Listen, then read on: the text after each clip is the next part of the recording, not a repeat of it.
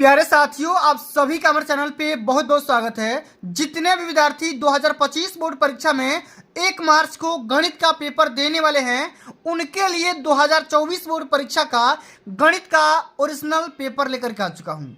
और पेपर का कोड देख सकते हो 822 IB करके दिया गया है। तो प्यारे साथियों, आज के इस वीडियो के माध्यम से मैं आप सभी को इस पूरे पेपर का A to Z full solution provide करने वाला हूं। और बच्चों, एक बात मैं पूरी गारंटी के साथ बोल सकता हूं कि जो भी बच्चा ईमानदारी से इस पूरे पेपर का सलूशन अंत तक देख लेता है तो 2025 वाले गणित के पेपर में 70 में 70 नंबर स्कोर कर जाएगा। इस बात की भी पूरी गारंटी है। तो आइए बच्चों, बिना टाइम को वेस्ट किए सेशन की शुरुआत कर लेते हैं। और बिल्कुल 2025 बोर्ड परीक्षा में 1 मार्च को गणित का पेपर बिल्कुल ऐसा ही पूछा जाएगा। इस पूरे पेपर को सॉल्व करने के लिए आपके पास 3 घंटे 15 मिनट का टाइमिंग होता है। 70 नंबर का आपका पेपर बनता है। यहाँ पर कुछ नोट और निर्देश दिया गया है, ध्यान से इसको पढ़ लेना, ठीक है, टाइम निकाल करके। आइए बच्चों, बिना टाइम को वेस्ट किए सेशन की शुरुआत कर लेते हैं। और इसमें जो आपका सेक्शन ए और सेक्शन बी है, इन दोनों सेक्शन के सभी क्वेश्चन को आराम से समझने का पूरा प्रयास करते हैं। तो थोड़ा भी परेशान मत होना, ठीक है, क्योंकि वीडियो बनाने में टाइम तो लगता है, लेकिन आपको वो सारा कंटेंट दिया जाएगा जो कि पूरे यूट्यूब पे कहीं नहीं मिलेगा। एक एक क्वेश्चन को आराम से समझाऊंगा, परेशान मत होना। सबसे पहला क्वेश्चन बोल रहा है कि यदि 65 और 117 के HCF मतलब कि मौसा को 65P माइनस 117 के रूप में व्यक्त किया जाए तो P का मान क्या होगा। तो मेरे प्यारे बच्चों, आपको क्या करना होगा, सबसे पहले 65 और 117 का HCF निकाल लीजिए, मतलब कि मौसा निकाल लीजिए। तो मौसा कैसे निकालेंगे, तो मौसा निकालने का 2-3 तरीका होता है। 2 तरीका। सबसे पहले 65 को क्या कर देंगे, लिख देंगे यहाँ पे 13 गुणे 5 या 5 गुणे 13। इसी प्रकार से 117 को लिख सकते हैं, ठीक है, 13 गुणे 3 गुणे 3, ठीक है। अब इस दोनों में जो यहाँ पे संख्या कॉमन दिखाई दे रही है वही क्या हो जाएगा, HCF हो जाएगा। क्या हो जाएगा, HCF हमारा कितना आ गया, 13। अब क्वेश्चन को समझो। क्वेश्चन बोल रहा है कि HCF को 65P माइनस 117 के रूप में लिखिए, ठीक है। यानी कि 65P माइनस 117 बराबर क्या हो जाएगा, इसके HCF क्या हो जाएगा, 13 को मैंने बराबर कर दिया। अब देखो क्या हो जाएगा, यहाँ से अब बराबर कर दिए तो यहाँ पे माइनस का चिन्ह, इधर आएगा तो प्लस का चिन्ह हो जाएगा। मतलब कि 65P बराबर 13 प्लस 117। तो 65P बराबर क्या हो जाएगा, 130। अब यहाँ देखो P बराबर क्या हो जाएगा, 130 बटे का 65। अब P का मान कितना आ जाएगा, 65 ये में 2 से गुणा कर दोगे तो कितना आ जाएगा, 130। मतलब कि P का मान यहाँ पे क्या निकल करके आ गया मेरे प्यारे बच्चों, यहाँ पे P का मान 2 निकल करके आ गया। ऑप्शन में यहाँ पे सेकेंड ऑप्शन दिया गया है। आराम से इसी प्रकार से सारे क्वेश्चन को समझने का पूरा प्रयास करेंगे। इसी प्रकार से अगला क्वेश्चन दिया गया है, समझो, सारे क्वेश्चन को समझेंगे, परेशान मत होना, ठीक है।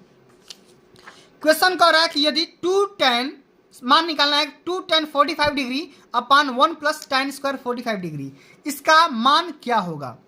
तो समझो, दूसरा हमारा क्वेश्चन है, ठीक है, 2tan 45 डिग्री अपान 1 माइनस tan स्क्वायर 45 डिग्री। अब बताओ tan 45 अंश का मान कितना होता है, 1 होता है। तो क्या हो जाएगा, 2 गुणे का 1 बटे में 1 माइनस 1 का स्क्वायर, ठीक है, tan स्क्वायर है। तो अब यहाँ पे क्या हो जाएगा, समझो, यहाँ पे हो जाएगा 2 बटे में, देखो चूंकि यहाँ पे ये 1 प्लस है ना, तो यहाँ पे 1 प्लस कर देना भाई, सॉरी, ठीक है, ये 1 प्लस 1। तो यहाँ पे 1 प्लस 1 क्या हो जाएगा, 2, और 2 से 2 कैंसिल आउट करके क्या हो जाएगा, 1। क्या आ जाएगा, 1। अब देखो एक जो कि तीसरा ऑप्शन में दिया गया है, ठीक है। इसी प्रकार से समझते हैं अगला क्वेश्चन। कह रहा है क्वेश्चन की 15, 18 और 24 का एलसीएम निकालिए। तीसरा हमारा क्वेश्चन है, समझो ध्यान से। कह रहा है कि 15, ठीक है, 18 और 24 का एलसीएम मतलब कि लौसा निकालना है। सबसे पहले 2 से कटाओ, ये 15 बार में चला जाएगा, यहाँ पे 9 हो जाएगा, यहाँ पर 12 हो जाएगा। फिर 2 से कटाओ, ये 15 बार कैसे निकल जाएगा, ये भी नहीं कटेगा, ये 6 बार में कट जाएगा। फिर 2 से कटा दो, ये कट जाएगा 15, ये हो जाएगा 9 और ये हो जाएगा 3। ठीक है, इसी प्रकार से यहाँ पे 3 से कटा दो, ये 3 5 15 और 3 का 9 और 3 कम 3 है। अब सब संख्या बराबर, इसको छोड़ दो, यहीं पे लिख सकते हो, यानी कि 2 गुणे 2 गुणे 2 गुणे 3 गुणे 5 गुणे 3, इस प्रकार से। तो 2 दूनी के 4, 4 दूनी 8 और 3 के 24, 24 5 120 और 120 में 3 से गुणा कर दोगे तो बढ़ती है 36, मतलब कि 360।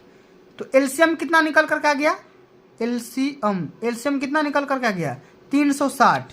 तो 360 यहाँ पे देखो चौथा ऑप्शन में दिया गया है, आराम से कर लेना। ठीक है, अब अगला हमारा क्वेश्चन पूछा गया है 148 बट्टे में 185 का सरलतम रूप क्या होगा। समझो 148 चौथा हमारा क्वेश्चन है, आराम समझो। 148 बट्टे का 185, अब इसका सबसे सरलतम रूप क्या होगा। तो देखो थोड़ा सा क्वेश्चन घुमाया है। ठीक है, अब दोनों ये संख्या 37 से कटेगी, 37 से। ये 37 चौका 148 और 37 पाँचे 185। अब इसका सरलतम रूप क्या हो जाएगा, 4 बटे का 5। कितना हो जाएगा, 4 बटे का 5। ठीक है, तो 4 बटे का 5 पहला ऑप्शन में दिया गया है। ठीक है, अगला हमारा क्वेश्चन 5वां नंबर क्वेश्चन क्या है, समझो। 5वां number question very very most important question है कि P के किस मान के लिए समीकरण 3x - y + 8 = 0 और 6x - py = 16 संपाती रेखाएं निरूपित करती हैं। तो संपाती होने का प्रतिबंध होता है, देखो मैं यहाँ पे बढ़िया से लिख दे रहा हूँ। अगर दो इक्वेशन दिया गया है a1x + a2y, ठीक है, प्लस या a1 a2, ठीक है, या इसको b1 मान लो, a1 b1 c1 = 0। इसी प्रकार से a2x + b2y + c2 = 0। तो संपाती होने का जो प्रतिबंध होता है ना, वो होता है a1/a2 = b1/b2। ठीक है, इतना चीज़ लिखेंगे कि a1/a2 = b1/b2 = c1/c2 लिख देंगे।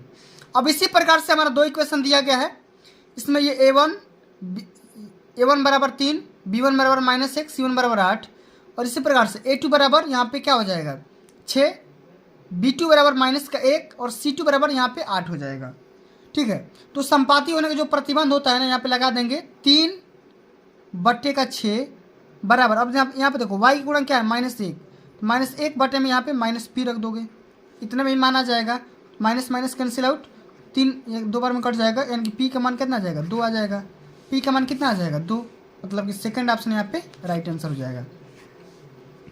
इसी प्रकार से अगला हमारा क्वेश्चन पूछा गया है, समझो सेम टू सेम वही वाला क्वेश्चन है कि 3x + 2py = 2 और 2x + 5y + 1 = 0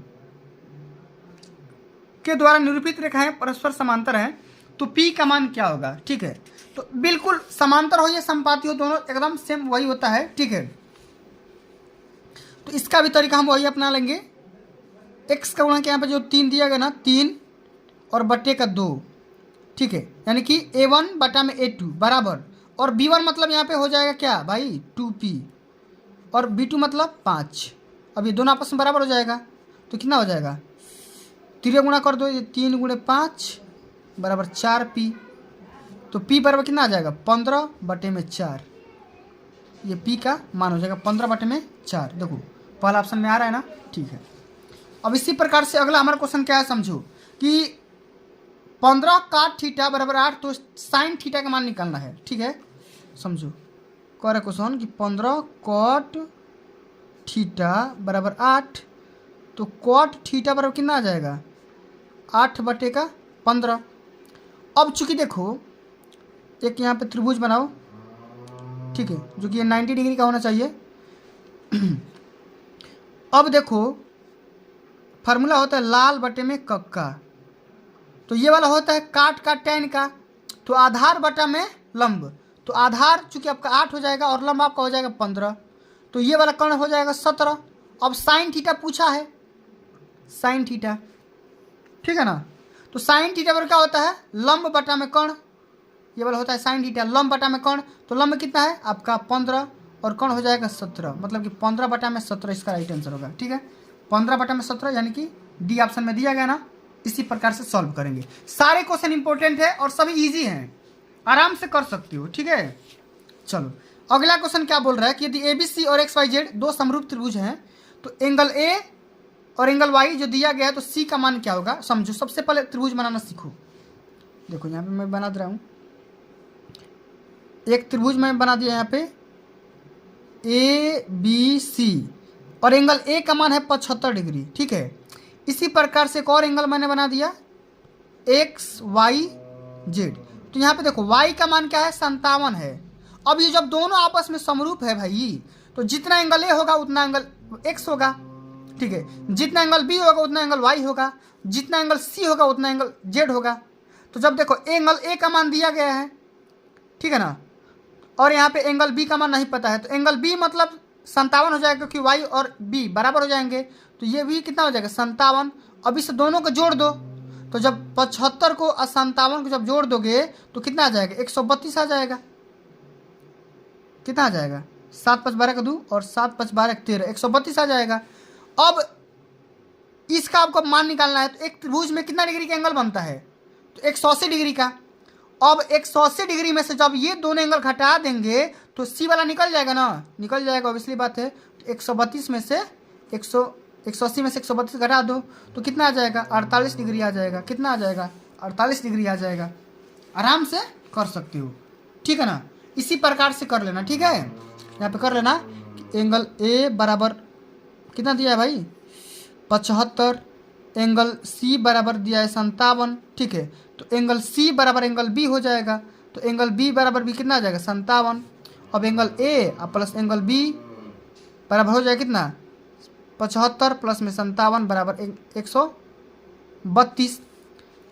अब चूंकि एक त्रिभुज में angle A plus angle B plus angle C बराबर 180 डिग्री, अब इस दोनों का मान दिया गया है 132 अब प्लस एंगल सी बराबर 180। अब एंगल सी बराबर क्या हो जाएगा 180 माइनस 132 क्या आ जाएगा 48 डिग्री। आराम से कर जाओगे, कोई दिक्कत की बात नहीं है, ठीक है ना। डिटेल में मैंने बता दिया, ठीक है। अब अगला हमारा क्वेश्चन है कि बिंदु एम मूल बिंदु से दूरी बताइए। मूल बिंदु से दूरी, तो मूल बिंदु का निर्देशांक होता है 0 0। अब मूल बिंदु से ये कितना दूरी पे है, तो मान लो कि x दूरी पे है, या d जो निकालना होता है ना उसका फार्मूला भी होता है एक्स स्क्वायर प्लस में वाई स्क्वायर। एक्स मतलब -3 का स्क्वायर कर दो और वाई मतलब 4 का स्क्वायर कर दो और रूट निकाल दो। ये हो जाएगा 9 और ये हो जाएगा 16। कितना आ जाएगा 25, मतलब कि 5 मात्रक निकल करके आ जाएगा। कितना 5 मात्रक यहाँ पे निकल करके आ जाएगा इसका राइट आंसर, ठीक है ना।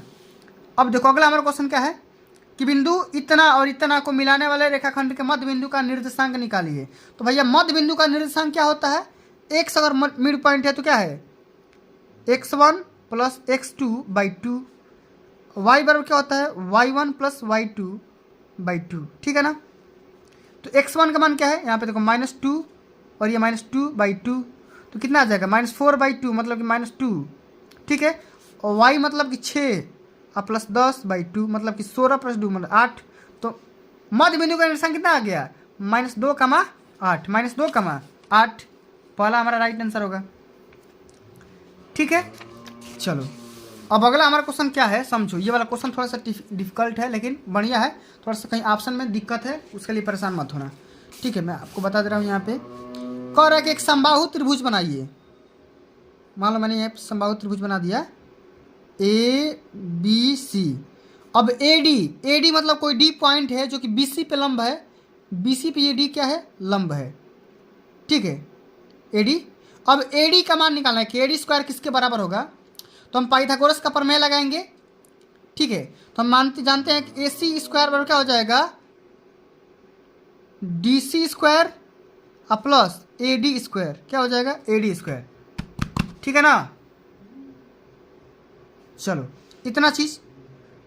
अब देखो एक बात ध्यान से समझो, AC स्क्वायर मतलब ये DC का दोगुना होगा ना, जबकि मध्य पॉइंट पे काटेगा तो यहाँ पे लिख सकते हैं 2DC स्क्वायर बराबर ये DC square plus AD square, ठीक है। इतना चीज़। आपको एडी का मान निकालना है तो 2 को डीसी में से 1 को डीसी घटा दोगे तो डीसी स्क्वायर बराबर कितना आ जाएगा, एडी स्क्वायर। तो इसको थोड़ा ऑप्शन को चेंज कर लेना, ठीक है। थोड़ा सा दिक्कत या तो सवाल में होगा और नहीं तो ऑप्शन में होगा, ठीक है। चलो कोई दिक्कत है नहीं। अब अगला हमारा क्वेश्चन क्या है कि त्रिभुज एबीसी के शीर्षों के निर्देशांक 7, 5, 5, 7 और -3 का 3 है। तो बीसी का मध्य बिंदु डी है, तो एडी की माप निकालिए। ध्यान से क्वेश्चन समझना। कोई मान लो ये एक बिंदु है, ठीक है। ये मान लो बिंदु ए है, 7, 5 निर्देशांक है, ठीक है। ये बिंदु बी है, इसका 5, 7 है। और ये बिंदु सी है जिसका निर्देशांक -3, 3 है। और बी और सी का मध्य बिंदु कौन सा है, डी। डी का निर्देशांक कैसे निकलेगा, x1 + x2/2, मैंने 5 में से 3 घटा दो तो 2 और 2 में से 2 से भाग कर दो तो 1 आ जाएगा। इसी प्रकार 7 और 3 10, 10/2 मतलब 5 आ जाएगा, ठीक है। डी भी निकाल लिए। अब एडी का माप निकालना है, ए और डी के बीच की दूरी निकालना है। तो एडी कैसे निकालेंगे भाई, समझो। x1 में से x2 घटा दो तो 7 में से 1 का स्क्वायर कर दो प्लस, अब इसी प्रकार से 5 में से 5 घटा दो उसका स्क्वायर कर दो, ये हो जाएगा 6 का स्क्वायर प्लस 0, मतलब कि 6 आ जाएगा। कितना, 6 मात्रक आ जाएगा, आराम से कर जाओगे। अगला क्वेश्चन बोला गया सेक थीटा बराबर 2, तो थीटा का मान क्या होगा। तो सेक कितने डिग्री की वैल्यू, सेक कितने डिग्री की वैल्यू बताओ, 2 होता है। तो मेरे प्यारे बच्चों सेक 60 डिग्री की वैल्यू 2 होता है। कितना डिग्री की, 60 अंश का मान होता है 2, क्योंकि कास का उल्टा होता है ना, तो कास 60 का मान 1/2 होता है। इस प्रकार से सेक 60 अंश का मान 2 हो जाएगा, ठीक है। चलो अगला क्वेश्चन, ये तो क्वेश्चन आराम से कर जाते हैं। अगला क्वेश्चन यहाँ पे ये है कि cosec square theta minus cot square theta into 1 - sec cos square theta. अब देखो यहाँ फार्मूला होता है कि cosec square theta minus cot square theta बराबर क्या होता है, 1। अब 1 में 1 - कास स्क्वायर थीटा से गुणा कर दो तो कितना आ जाएगा, इतना। अब ये होता है साइन स्क्वायर थीटा के बराबर, कितना होता है, साइन स्क्वायर थीटा के बराबर, ये क्योंकि फार्मूला ही होता है, ठीक है ना, ये फार्मूला ही होता है। तो कितना आ जाएगा, साइन स्क्वायर थीटा, ठीक है। बहुत ही सिंपल सा क्वेश्चन है। अगला क्वेश्चन क्या है, समझो। अगला क्वेश्चन इंपॉर्टेंट है। एक लंबवृत्तीय बेलन का आधार का क्षेत्रफल दिया गया है, तो आधार का त्रिज्या निकालना है। तो आधार का क्षेत्रफल कितना होता है, πr² और 9 पाई के बराबर है। तो पाई से पाई कैंसिल आउट, आर का मान दिया गया है 9, तो r² का मान 9, तो r का मान कितना आ जाएगा, 3। दोनों पक्ष में रूट निकाल लो तो 3 सेंटीमीटर निकल कर के आ जाएगा। अगला क्वेश्चन 4 सेंटीमीटर त्रिज्या वाले वृत्त के अंतर्गत खींचे जा सकने वाले वर्ग का क्षेत्रफल कितना होगा। कोई वृत्त बनाओ जिसका जो रेडियस होगा ना वो 4 सेंटीमीटर दिया गया है, रेडियस ये 4 सेंटीमीटर दिया गया है, ठीक है। अब इसी के अंदर एक क्या करना है, आपको एक वर्ग बनाना, क्या करना है, एक वर्ग बनाना है, ठीक है, ठीक है ना। ये क्या करना है, एक वर्ग बनाना है।